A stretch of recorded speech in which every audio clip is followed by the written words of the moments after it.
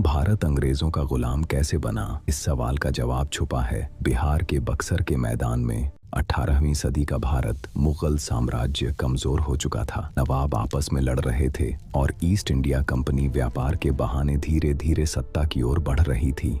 1757 में प्लासी की जीत ने अंग्रेजों को बंगाल तक पहुंचाया, लेकिन असली ताकत अभी दूर थी।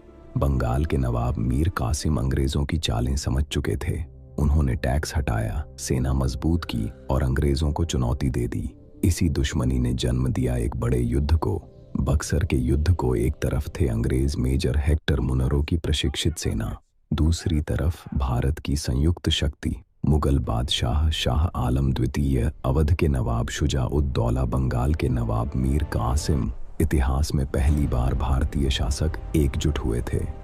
22 अक्टूबर 1764 बक्सर का मैदान धुएं से भर गया। तोपों की गड़गड़ाहट, घोड़ों की टापें और तलवारों की टकराहट। संख्या ज्यादा थी भारतीय सेना की, लेकिन अनुशासन था अंग्रेजों के पास। अंग्रेजों की सेना लाइन फॉर्मेशन में खड़ी थी। हर सिपाही जानता था कब गोली चलानी है और कब पीछे हटना है। भारतीय सेनाओं में आपसी तालमेल की कमी थी और यहीं अंग्रेज जीत गए। भारतीय सेना बिखर गई। मुगल बादशाह को भागना पड़ा। शुजा-उद-दौला हार गए और मीर कासिम का सपना टूट गया। लेकिन असली हार भारत की थी। इस जीत के बाद अंग्रेजों को मिली बंगाल, बिहार और उड़ीसा की दीवानी।